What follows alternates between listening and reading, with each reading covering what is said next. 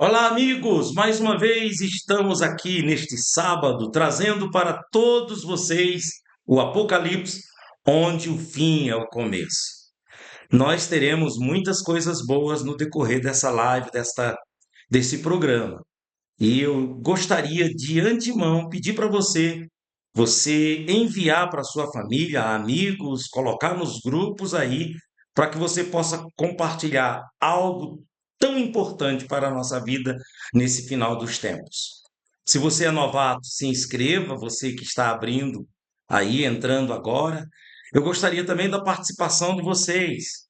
Eu gostaria que vocês participassem aqui na live e desse a sua opinião do que você está achando dessas aulas do Apocalipse, que são as vídeo aulas, né? E eu quero também que você que não assistiu às outras aulas, venha na playlist. E você entrando aqui no canal É Tempo de Oração, que é um canal, que é uma concessão assim do Ministério É Tempo de Oração, e ali você vai encontrar na playlist essas videoaulas. E aí você pode assistir desde a primeira até essa que nós estamos fazendo hoje.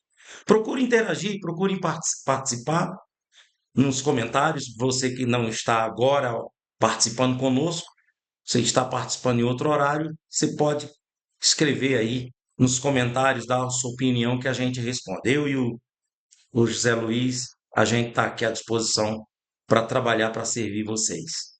Meu amigo e meu irmão, doutor José Luiz, Deus abençoe você, em nome de Jesus. Olá, pastor Genival. Forte abraço ao senhor, a toda a sua família, aos ouvintes que nos acompanham aqui toda semana. Aprendermos, né, juntos, compartilharmos aí um pouco de conhecimento a respeito da palavra de Deus. E hoje, como não poderia ser diferente, um tema importantíssimo, a primeira carta às 7 igrejas do Apocalipse. A primeira carta é a carta à igreja de Éfeso. Nós hoje estudaremos dois principais aspectos a respeito de Éfeso, né, o seu contexto histórico em relação à cidade de Éfeso e também a igreja situada em Éfeso e também a sua condição espiritual. O que o Senhor Jesus, através da carta enviada ao anjo da igreja de Éfeso, qual a mensagem que Cristo quis enviar a esta igreja? O que podemos obter de ensinamento a respeito do que foi falado à igreja de Éfeso? E gostaria até de voltar a palavra para o professor Genival, que vai falar a respeito desse contexto histórico para a gente. A gente vai ter alguns comentários a respeito disso. Muito bem.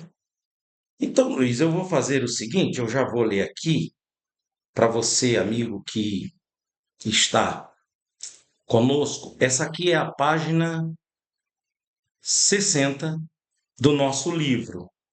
E nessa página 60, a gente está falando sobre essa parte histórica, a carta à igreja de Éfeso.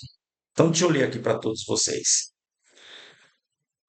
Antes de compreendermos a carta enviada à igreja de Éfeso, é importante um breve relato histórico da cidade. Éfeso estava localizada na parte ocidental da Ásia Menor, cerca de 992 quilômetros de Jerusalém e 315 quilômetros da ilha de Patmos.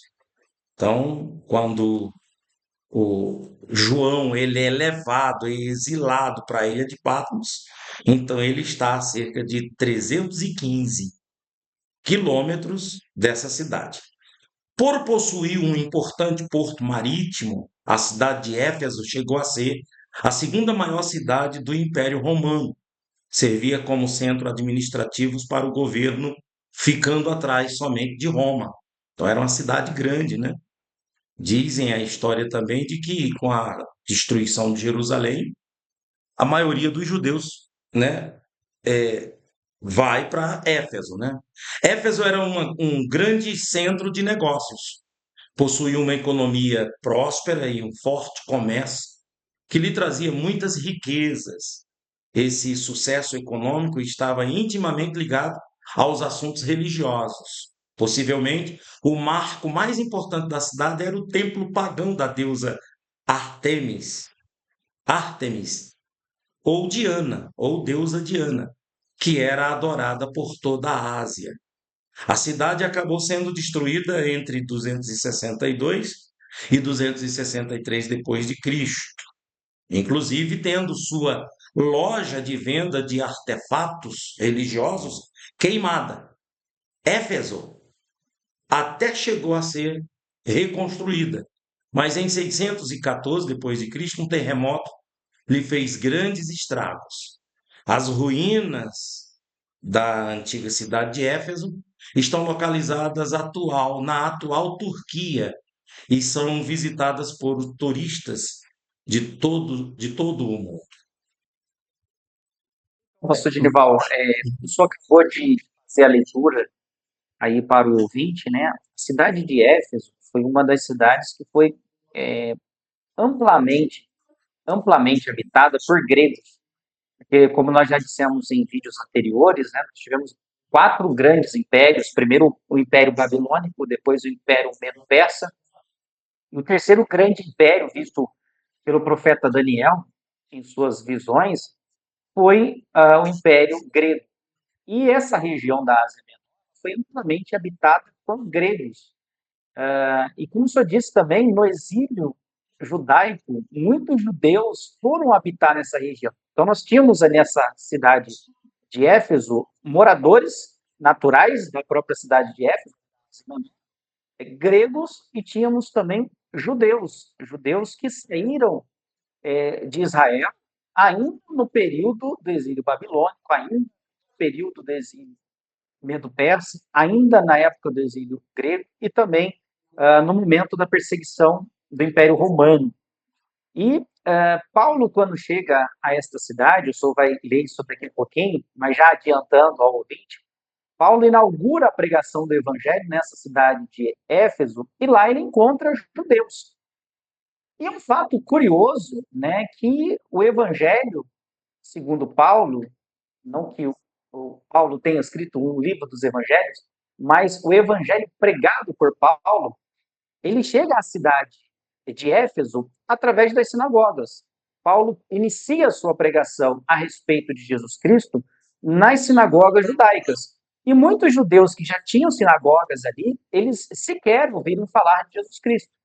Alguns acatam a pregação a respeito de que Jesus foi realmente o Cristo, o Salvador de Israel. Outros se opõem a esta pregação de que Cristo era o Salvador. E nós tínhamos também os gregos, muitos gregos, como talvez o ouvinte não saiba dessa terminologia, né? Tem os judeus e tem os gentios. Então, toda vez que a gente for ler na Bíblia gentios, que são os demais povos. Podem ser os gregos, romanos, todos os demais povos que não pertencem à nação de Israel. E é nesse cenário que Paulo chega à cidade de Éfeso para ali pregar a respeito de Jesus Cristo. Aí você pode continuar, pastor Genival, por favor.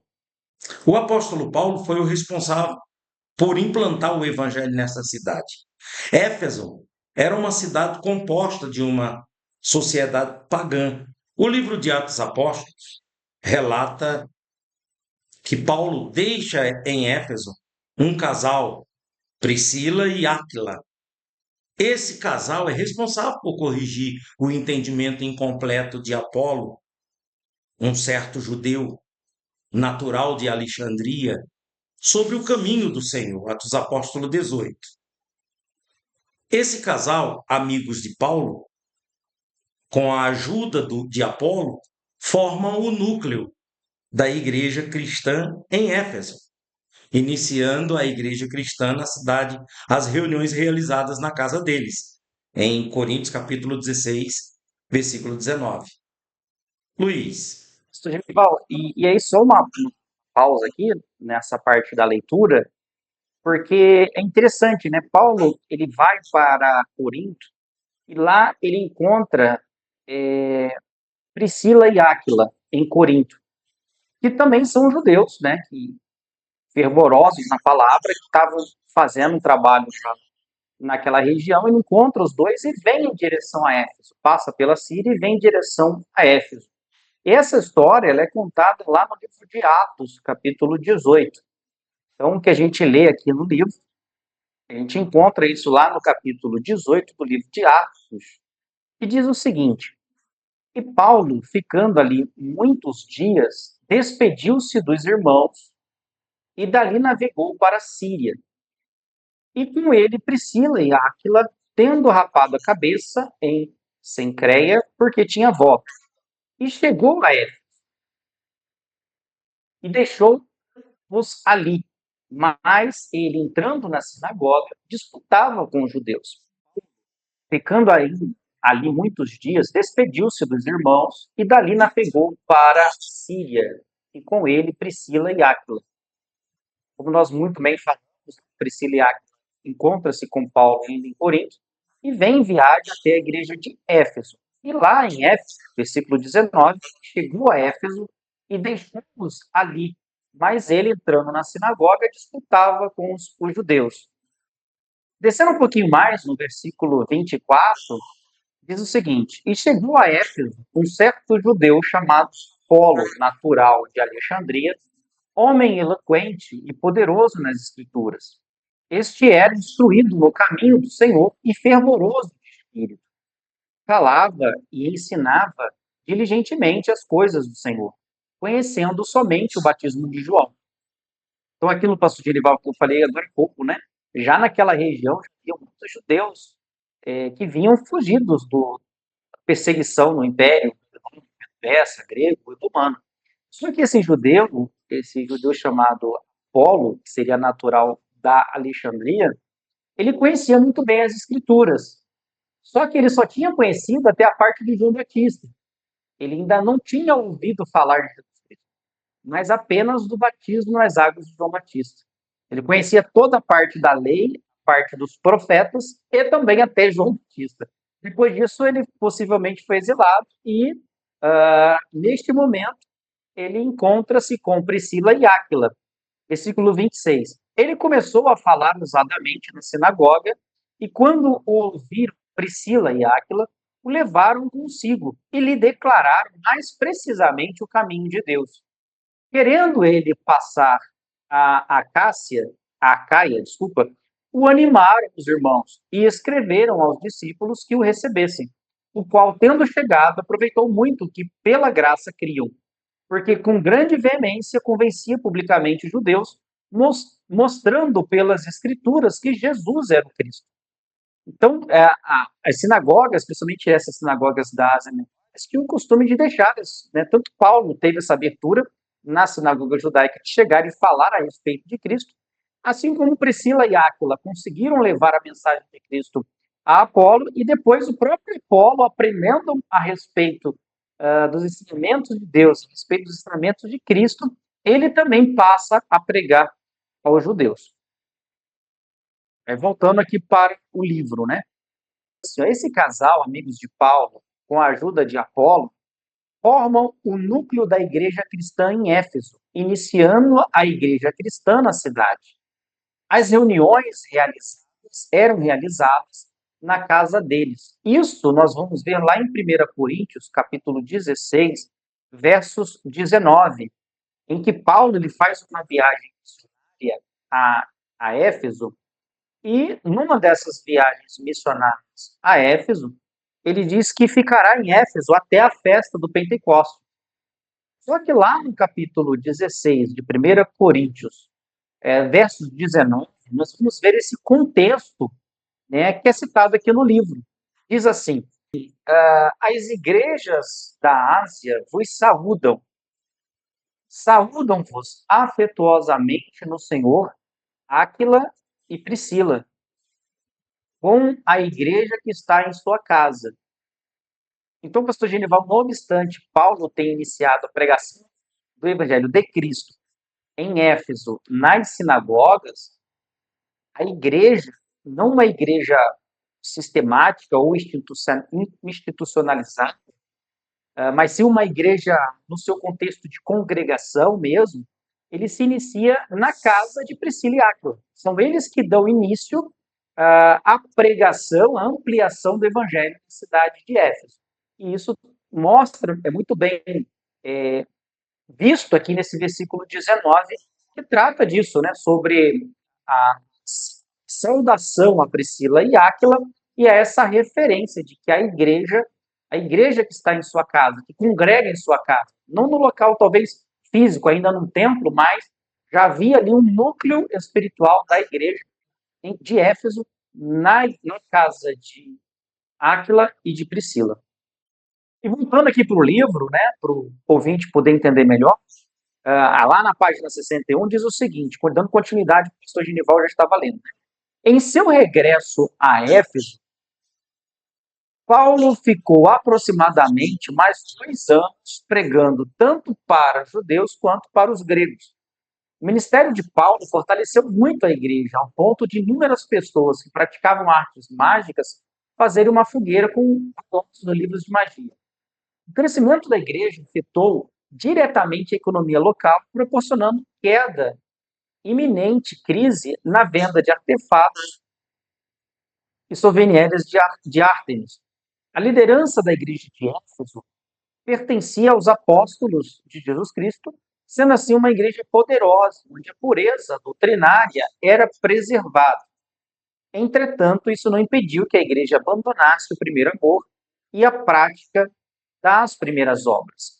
Então, visto esse contexto histórico da igreja de Éfeso, como que ela surgiu, porque nós falamos um pouco da cidade de Éfeso, como que era a cidade, qual a sua distância para a ilha de Patmos, qual a sua importância econômica, qual a sua importância financeira, sua importância religiosa. Né? Éfeso ficava muito próximo ali da região da Grécia, haviam templos e altares de deuses, e o seu principal deus ali era uma deusa, né? Deusa Ártemis ou Diana, e toda essa importância histórica, religiosa da cidade de Éfeso já foi contada por nós aqui. E agora nós passamos para um contexto espiritual da igreja de Éfeso, que não obstante ela tenha nascido numa pureza, numa sinceridade, né? A gente pode observar esse início ali com Paulo, depois com Priscila e Áquila, depois com Apolo, e assim a igreja vai crescendo, ela vai se enraizando, ela vai se transformando realmente num corpo, né? Um corpo realmente de uma igreja. E agora nós vamos ver carta à igreja de Éfeso, que vai retratar algumas coisas que aconteceram em Éfeso que levou o próprio Senhor Jesus Cristo a adverti-la. Isso está lá no capítulo 2 do livro de Apocalipse. Nós vamos ler agora a carta a Apocalipse e faremos a análise desse contexto espiritual, o que foi dito a essa igreja em relação ao elogio, o que a igreja de Éfeso foi elogiada, o que há de reprovação ou conselho à igreja de Éfeso, a reprimenda, né? Também a promessa, caso essa igreja fosse uma igreja vitoriosa, e o que a gente pode o que nós podemos, nos dias atuais, absorver em relação a essas advertências à igreja de Éfeso. Você quer ler para nós, para a gente, pastor? Por favor. O anjo da igreja em Éfeso escreve: Isto diz aquele que tem à sua destra as 7 estrelas, que anda no meio dos 7 candeeiros de ouro. Conheço as tuas obras e o teu trabalho e a tua perseverança. Sei que não podes suportar os maus e que puseste à prova os que se dizem apóstolos e não são, e os achastes mentirosos, e tem perseverança, e por amor do meu nome sofreste e não desfaleceste. Tenho, porém, contra ti que deixaste o teu primeiro amor. Lembra-te, pois, donde caíste, e arrepende-te, e pratica as primeiras obras. E se não, brevemente virei a ti, e removerei do seu lugar o teu candeeiro, se não te arrependeres. Tens, porém, isto, que aborrecesses as obras dos nicolaítas, as quais eu também aborreço. Quem tem ouvidos, ouça o que o Espírito diz às igrejas.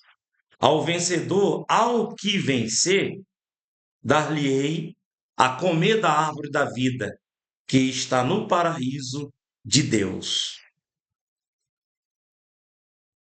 Veja que interessante, né? Essa primeira carta à igreja de Éfeso, o Senhor Jesus ele se autodescreve, ou seja, quem está mandando, enviando, é aquele que tem na sua direita, na sua destra, as 7 estrelas e que anda no meio dos 7 castiçais de ouro.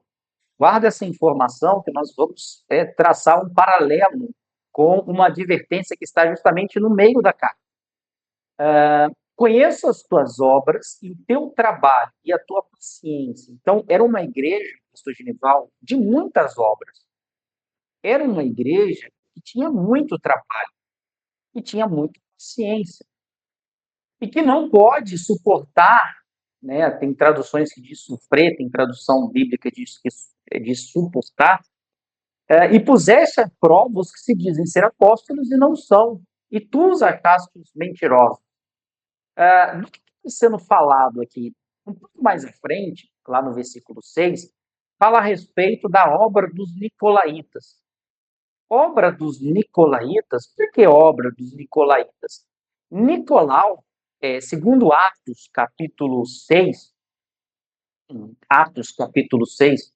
se depois o ouvinte quiser o vídeo e acompanhar, ler depois, não tem problema. Lá em Atos capítulo 6, versos 5, diz que diz o seguinte: e este parecer contentou a toda a multidão, e elegeram Estevão, homem cheio de fé e do Espírito Santo, e Filipe, e Prócoro, e Nicanor, e Timão, e Parmenas, e Nicolau, prosélito da Antioquia. E os apresentaram ante os apóstolos, e estes, orando, lhes impuseram as mãos.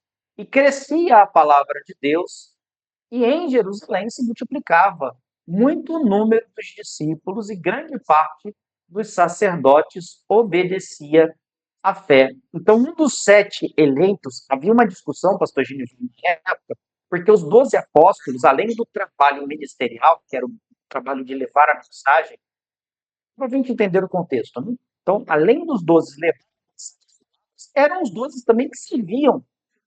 Então, eles faziam o serviço braçal e eles ainda eram os mensageiros, né? Os ministros na oração e na palavra.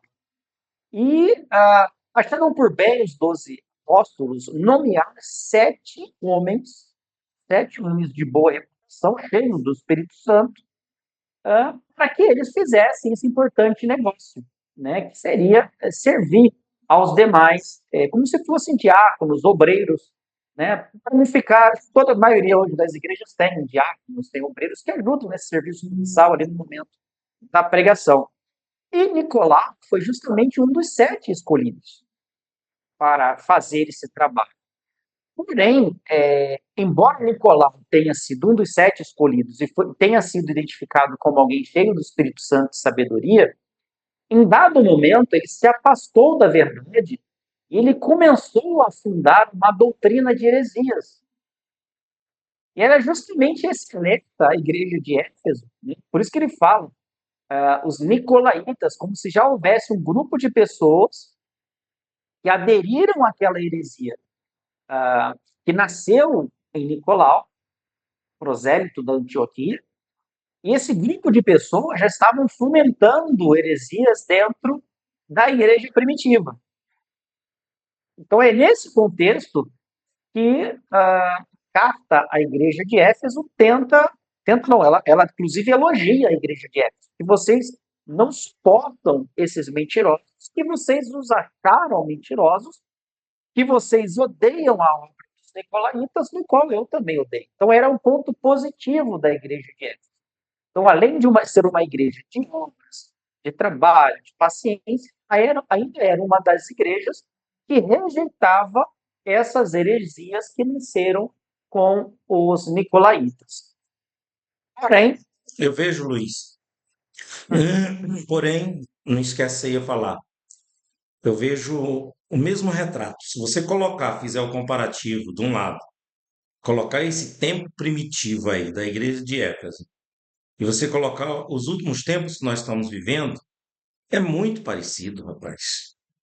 porque são muitos nicolaítas que estão também surgindo no nosso meio e tem muitos deles que é um fenômeno, um fenômeno. Eles conseguem juntar muita gente, principalmente nessa onda da informática, da tecnologia, da internet. Você vê, você vê o tanto de heresia, o tanto de nicolaítas que eu fico assustado, com medo de não se contaminar, de se contaminar. A gente não se contamina porque nós temos o Espírito de Deus e o Espírito de Deus está nos levando a ter o conhecimento, o entendimento, a sabedoria, o temor e a força. Porque caso contrário, eu fico pensando, Deus está nos guiando, nos dirigindo a escrever esse livro que já está escrito, esse livro ele já está impresso, a gráfica já está me entregando esse livro para poder a gente, o livro impresso, para poder a gente já começar a entregar os livros que foram da pré-venda, ou então das pessoas que começarem a comprar. Aí nós já vamos ter o digital e o livro impresso.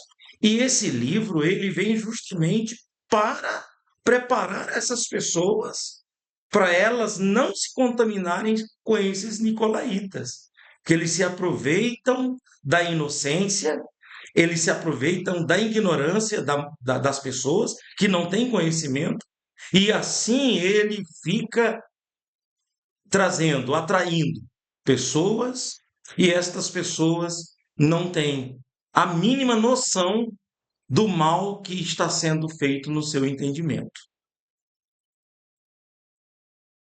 Isso mesmo, pastor. E nós vemos aqui nesse cenário da igreja de Éfeso, não obstante tem uma mensagem para aquela igreja na época, logo no final da carta, né, como nós falamos na semana passada, é dito àquele que lê a carta, né, quem tem ouvidos, ouça o que o Espírito diz às igrejas. Então, há uma mensagem para a igreja de Éfeso, mas há também uma mensagem para as igrejas futuras, para que não caiam também no mesmo erro. Não obstante sejam igrejas de muitas obras, igrejas de muito fazer, de muito trabalho, isso por si só não é uma condição necessária para que você seja uma igreja aprovada. Isso nós vamos verificar aqui nos versículos seguintes do capítulo 2 de Apocalipse. E ali, pastor Genival, no versículo 3, diz assim: E sofrestes e tens paciência, e trabalhaste pelo meu nome e não te cansaste. Então veja que é uma igreja que tinha muito serviço, muito trabalho, fazia muito pela obra.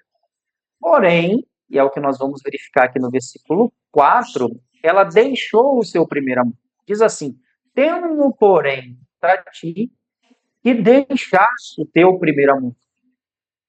E aí, além da observação que é feita a esta igreja, além de mostrar para essa igreja onde foi que ela errou, aonde foi que ela caiu, há uma exortação para que ele se arrependa. Lembra-te, pois, de onde caíste e arrepende-te e pratica as primeiras obras. Quando não, brevemente a ti virei e tirarei do seu lugar teu castiçal, se não te arrependeres. Então, dois pontos a serem observados. Primeiro, é uma igreja que perde o seu primeiro amor, e aí nós vamos ter que analisar isso. Como é que uma igreja perde o seu primeiro amor? Como é que uma igreja tem muito trabalho, que tem muitas obras, ela chega a esse ponto de perder o seu primeiro amor? A questão também da remoção do castiçal. Lembra, pastor Genival, como eu falei no início, para o ouvinte guardar a informação? O Senhor Jesus ele se apresenta como Cristo no meio dos seus 7 castiçais, que são as 7 igrejas. E na sua mão direita tem 7 estrelas, que são os seus 7 anjos. E aí é justamente o castigo ou a consequência para o não arrependimento seria justamente retirar o quê? O seu lugar, retirarei do seu lugar o teu castiçal, o teu ministério, se não se arrependeres.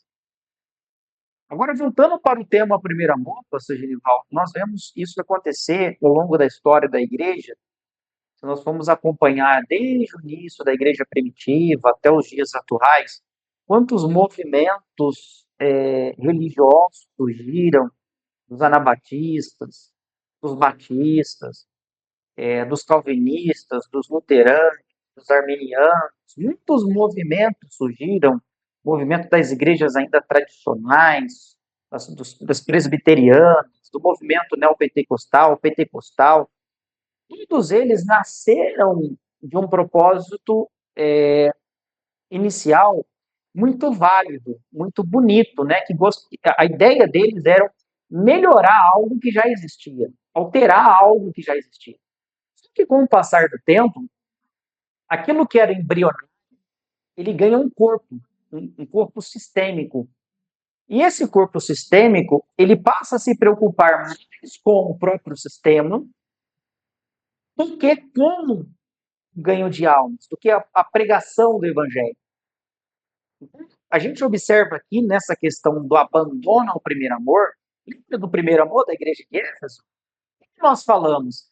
Paulo, Priscila e Áquila, na casa de Priscila e Áquila, Apolo, eles se reuniam, eles liam a palavra, eles congregavam.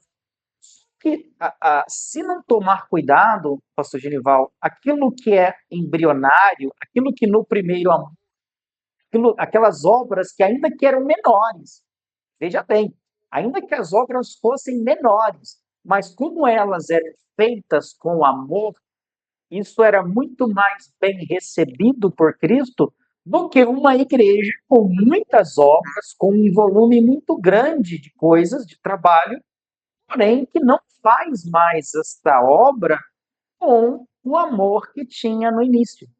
Né? Isso é muito bem retratado nesse contexto, nesse cenário que nós falamos aqui na igreja primitiva, ali, na igreja de Éfeso, com Priscila e Áquila, Apolo e o apóstolo Paulo. O que acontece, Luiz? Esse amor pela obra de Deus, o amor, quando é amor, esse amor ágape, deixa eu até classificar esses amores para as pessoas terem uma noção. Esse amor que está falando aqui é o amor de Deus. É o amor, é aquele amor da cruz, quando Jesus estava sendo crucificado, que ele morreu por nós. Que quando a gente recebe o Espírito dele, esse amor ele é implantado em nós. E é esse amor ágape que não pode morrer. E é esse amor que a gente vai levar para a eternidade. Existe esse amor ágape, que é o amor de Deus para conosco, e o nosso amor para com ele, esse relacionamento. Existe o amor eros, que é o amor de marido e mulher. Existe o amor estogê, que é o amor de família, pai, mãe, irmãos. O amor filia, que é esse tipo de amor de amizade. A minha amizade pelo Luiz é filia. O meu amor pela minha esposa é eros. O meu amor pela minha mãe é estogê. Mas o amor por Deus é eterno, é ágape, que é esse que eu não posso deixar esfriar. E quando que ele começa a se esfriar ou acabar? Quando eu passo a fazer a obra de Deus com interesse ou com constrangimento. O salmista Davi chega a dizer: servi ao Senhor, Luiz, com alegria. Exatamente. E foi o maior dos mandamentos que o nosso Senhor Jesus Cristo trouxe, né? Amar a Deus de todo o seu conhecimento, todo o seu entendimento, todo o seu coração. E a partir do momento quando aquilo que é embrionário, ele ganha corpo, vira um sistema, e aí o sistema continua trabalhando para ele próprio, ele esquece de trabalhar para o autor e consumador da nossa fé. Para que nós estamos aqui trabalhando? É Cristo.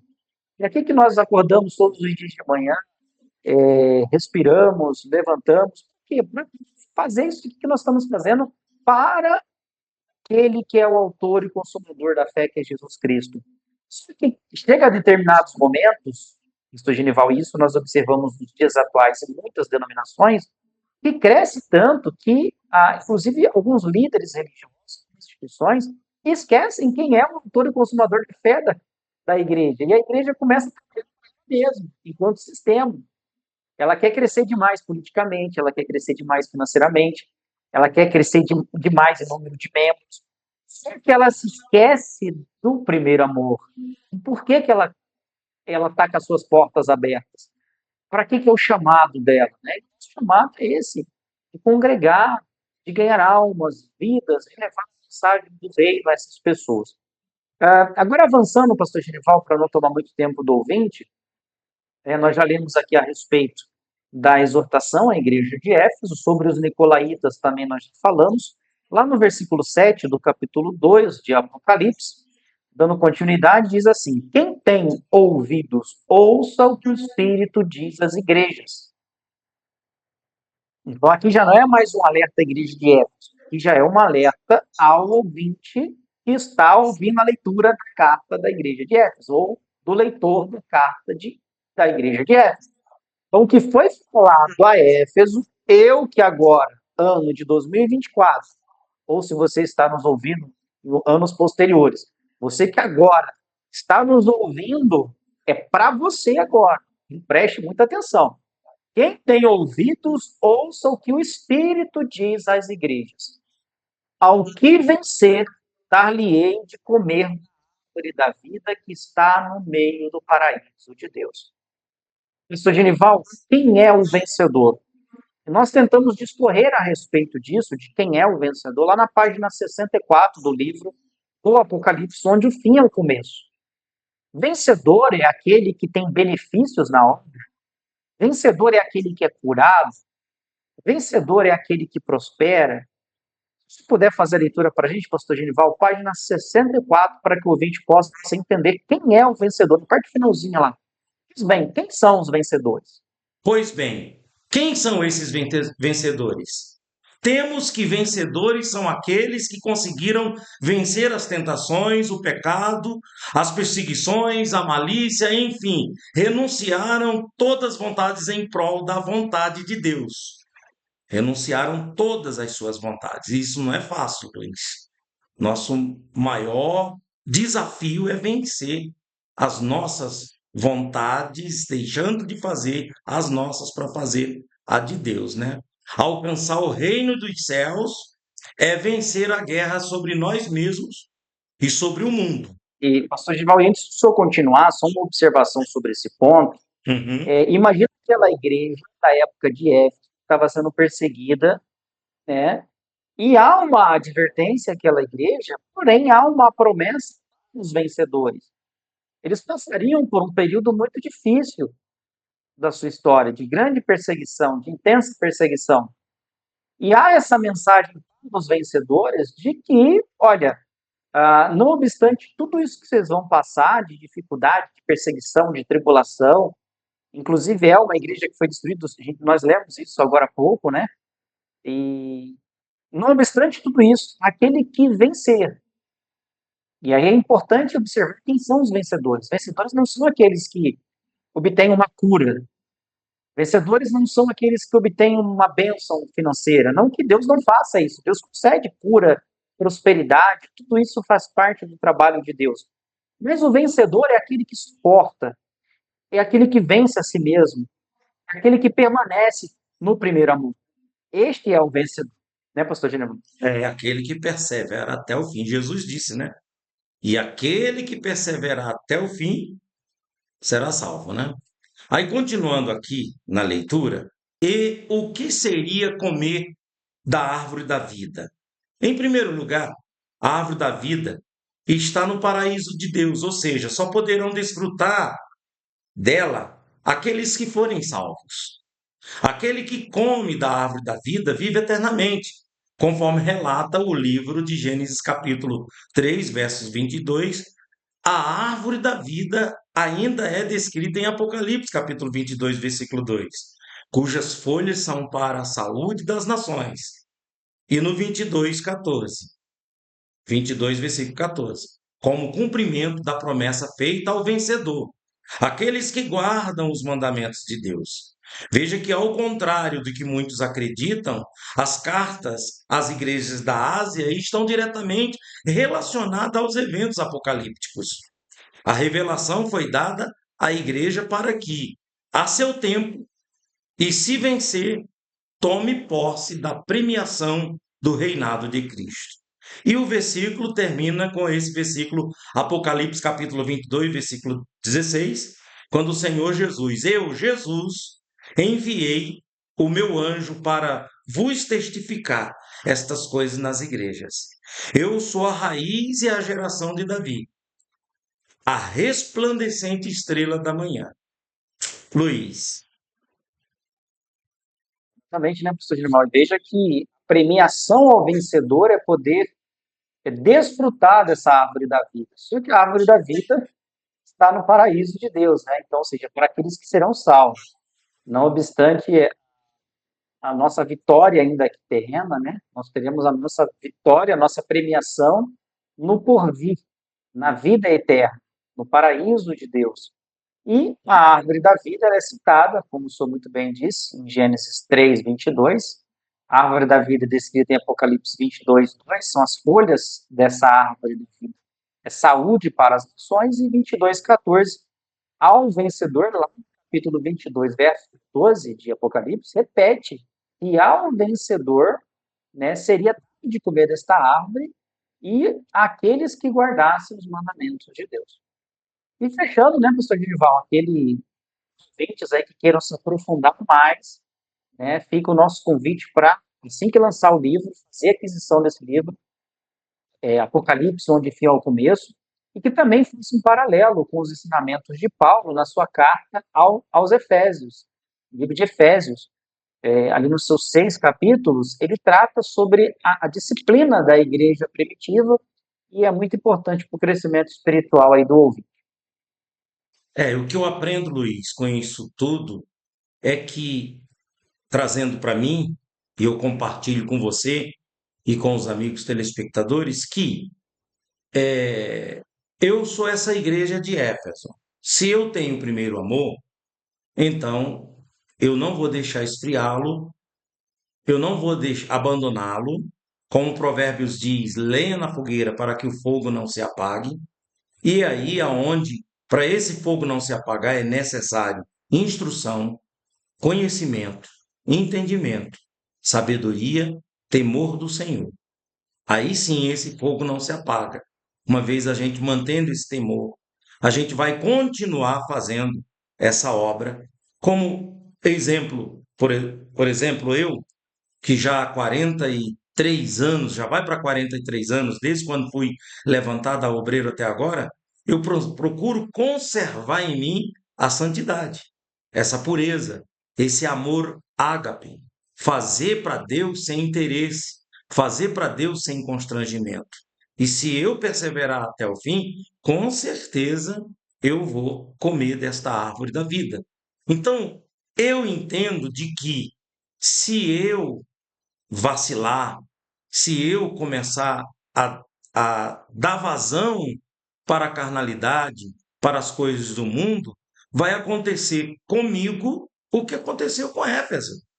E quando eu falo de Éfeso e eu prego e ensino sobre a cidade de Éfeso, que hoje é apenas um monturo, a gente vê ali o quanto de que essa cidade ela é pisada pelos turistas, pelos homens, pisado pelos homens, se cumprindo aquilo que o Senhor Jesus falou do sal. Quando o Senhor Jesus fala do sal, que se o sal não for bom e se tornar insípido, ele não serve para nada mais para ser jogado fora e ser pisado pelos homens. Então eu trago comigo essa mensagem, compartilho com todos vocês e que todos venhamos conservar esse primeiro amor. Se você está frio, apagado, desanimado, desigrejado, sabe, sendo injustiçado, abandonado, caluniado, alguma coisa que esteja acontecendo, eu quero dizer para você, amigo, vale a pena você assistir novamente tudo aquilo que nós falamos e procurar alimentar essa sua fé para que você possa perseverar até o fim ou voltar ao primeiro amor se você abandonou. Você concorda, Luiz? Com certeza, e eu acrescentaria até os igrejados. Só que os igrejados que estão fazendo a obra de Deus de forma automática, sem amor, sem cuidado que deveria ter, sem o zelo que deveria ter. era algo que muito parecido com o que acontecia com os judeus naquela época, né? Eles cumpriam, tentavam cumprir a lei à risca, mas não era de coração. Então não tinha aquilo que Deus desejava, que era o amor das leis, dos mandamentos. É isso, pastor Genival. Então fica aí o nosso convite para o ouvinte na próxima semana estar conosco. Nós lemos hoje a carta da igreja de Éfeso, que é considerada a era da igreja apostólica.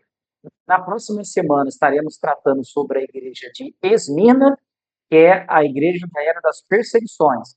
Então está imperdida essa história de amor da igreja de Esmirna, né, pastor Genival, muito interessante aí. Fica o convite para que os ouvintes convidem seus familiares, seus amigos, e não perca nenhuma dessas lives a respeito de cada uma das igrejas. E se não ouviu, não assistiu a parte geral, em que nós tratamos sobre as correntes escatológicas que estudam as cartas das 7 igrejas, que acesse a playlist aqui na descrição do vídeo e assista os vídeos anteriores para que consiga compreender melhor tudo que vai ser falado, tanto na live de hoje quanto nas próximas. Então, se você quiser ajudar esse ministério, essa é a chave do Pix. É tempo de oração, outlook.com.br, e tudo minúsculo, sem acento. É um e-mail, e aí vai ser, por enquanto, no nome de alguém que faz parte do conselho, que é a Rita Lancini, Costa Lancini, e assim nós vamos dar continuidade a esta obra. Eu oro por vocês, dizimistas, todos os dias, ofertantes, e agradeço as orações de todos vocês. Você que ainda não colaborou, e se for tocado no seu coração, você tem essa oportunidade. É um ministério que está começando e a gente precisa muito de doação, de oferta e de dízimos para que a gente dê continuidade. Tá bom? Deus abençoe todos vocês. Luiz, muito obrigado por mais uma vez, meu amigo. Você está aqui conosco e sábado que vem garante. Forte abraço, pastor Genival. Forte abraço a todos os ouvintes. Até o próximo sábado. Tchau, Luiz. Tchau, amigos. Fiquem com Deus.